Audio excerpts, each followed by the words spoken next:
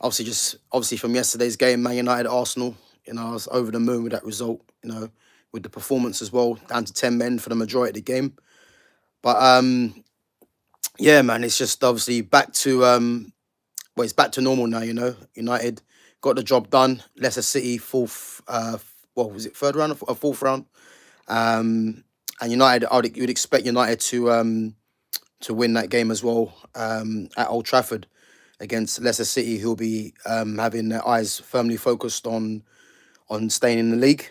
Um, but yeah, I just want to just touch on Joshua Zirkzee again. You know, Zirkzee scoring the winning penalty, man, was great for his confidence.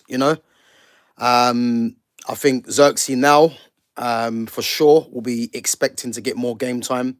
The fact that the likes of Juventus, are interested in him, shows obviously how highly thought of he is in Italy. Arguably, one of Italy's biggest teams. Obviously, his former manager as well want him to be. They want him to come to the club. So again, United need to try and show Joshua Xerxes, especially Amarim, that he's going to be integral to the team going forward. You know, but I just want to touch on only a little short stream. I just want to touch on something that I read today. And again, I would implore people to ignore a lot of these pundits. Ignore a lot of these fans that want to rep other players ahead of others when clearly the ability is in favour of certain players. I read something today with Ben Foster, ex-Manchester United goalkeeper, and again, these are the kind of things that annoy me really, because Joshua Zirkzee scored the winning penalty, um, hasn't had half as many chances as Rasmus Højlund, and yet you see reports from Ben Foster saying that if Ferguson was in charge, Xerxes wouldn't have lasted the game. He wouldn't have lasted the club, should I say. And again, it's people like this, yeah, that I'd implore Manchester United fans, I'd implore people that even if you're new to watching football, to have your own mind and to watch the game properly. Because the fact that this guy, Xerxes, has scored the winning penalty against an arch rival, and yet you get an ex-Manchester United goalkeeper, again, someone that was never a regular in his day, saying that Ferguson wouldn't have had Xerxes. Again, he's trying to put a stain on Xerxes. There was even a report him saying that Xerxes has scored 3 goals with 1 assist or 2 assists or something like that in 27 games. Again, this is all lies because Joshua Xerxes has hardly been starting. Joshua Xerxes has more league goals than Rasmus Højlund, and Rasmus Højlund cost 72 million. Joshua Xerxes cost 34 million. And yet this guy comes out, Ben Foster comes out and says that Ferguson wouldn't have had him. What's happening in elite level gaming? Just talking about Xerxes. So yeah, Ben Foster coming out with that Joshua Xerxes wouldn't have been, Sir Alex Ferguson wouldn't have had Joshua Xerxes. And he's got 3 goals in 27 starts.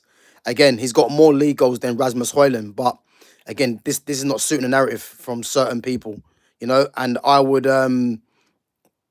implore Manchester United fans and people that are new to football, yeah, to have your own mind and watch the game properly because that's nothing short of a lie, And for me, Joshua Xerxes now has earned himself a regular run of games under Amarim. I want to see Xerxes be given the same license that Rasmus Højlund has been given. Rasmus Højlund can play week after week, stink the place up, but yet the criticism that Xerxes gets in comparison to Højlund is a joke, And I think now, just because he scored that goal, I'd expect to see Xerxes in the lineup for the foreseeable. And I'll reiterate again, Rasmus Højlund, Alejandro Garnacho, these guys are not good enough, and the quicker that Amarim realizes this and United can go into the market and start buying players, that will, enhance the team, the better United are gonna be. The better United are gonna be. Big up everyone for coming on. But yeah, it's just it's refreshing, man, to see you know Joshua Xerxes getting his loving at the moment, which is right. But again, I just want to let people know that some of these pundits have it in for certain players, and Joshua Xerxes is the latest target because for someone to put that, like Ben Foster, again, someone that's been in the football world, for him to put that Xerxes has 3 goals in 27 matches, that's nothing short of a lie. Why has he not mentioned the starts that he's had? Because if you do the starts and if you compare his output to Rasmus Højlund, yeah, Rasmus Højlund has less league goals. So again, yeah, let's just stop the nonsense really. But yeah, for me, yeah, it's just I'm just happy to see that Hoyland, not Hoyland, that Xerxes finally is getting the respect because I think in terms of his ability, his footballing ability is unquestionable. I think in terms of his style of play, there isn't a striker in today's game that has his kind of skill set. I know a lot of people like to see players, that are energetic, but he's a kind of player that he's always had that certain style to his game. So I think it's important that, yeah, that the likes of Xerxes, Ahmad, and other players they're playing that front line do come in and they're given the confidence to produce for Manchester United because I believe if United get the right players in, especially in them attacking areas, I can see United coming back. It's going to take time, because there's still a lot of work to be done. But that win against Arsenal yesterday was crucial, man, and it was yeah, it was justified as well because I think that referee yesterday was shocking. And if United would have got beat, then there'd have been a lot of questions, what I mean, for this referee. But yeah, United won the game. Penalties 5-3. Joshua Xerxes scoring the winning penalty. Big up Bruno Fernandes as well. Not Bruno Fernandes' biggest fan, but again, when players do well, I don't think Bruno was great in the game, but the goal that he scored was world class. To be fair, and obviously, as the captain stepping up, taking the penalty, that's all you can ask for. But in the summer, I do want to see reinforcements coming in. And again, someone like Bruno Fernandes for me has to get phased out the team for the betterment of the team going forward. Yeah, big up Agnish, big up Daniela as well for coming on. But yeah, yeah, I want to see Bruno Fernandes be phased out the team next season. I think it's important. I mean, if you still want to have him as part of the squad, then by all means. But I think if United really want to be taken seriously, they need to be getting better quality of players. And the likes of a Bruno, if he's on the bench, it's not a bad bench option to have, But I do want to see better players coming in. To be fair, and again, what better than having someone like Joshua Xerxes now? I fully expect him to be starting against Southampton as well at Old Trafford on Thursday. You'd expect United to win that. I want to see United go out and play with some freedom as well. So I'd expect United to beat Southampton at least 3-0 at Old Trafford. I think that should be a certainty what they should be aiming for. And Joshua Xerxes starting, I believe if he starts and he'll get some goals as well, and that would be great for his confidence. So yeah, I'll be looking forward to that game. On the other hand, Arsenal, big North London derby coming up against Tottenham.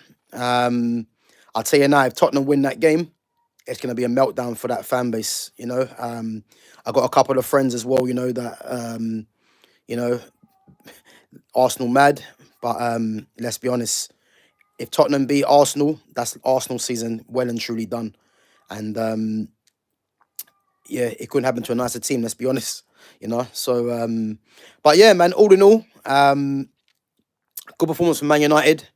Joshua Xerxes, big up. The team, well done as well. Oh, special mention to Matthias de Ligt. Matthias De Ligt, what a defender, you know. And Harry Maguire as well done very well as well. I think the whole back three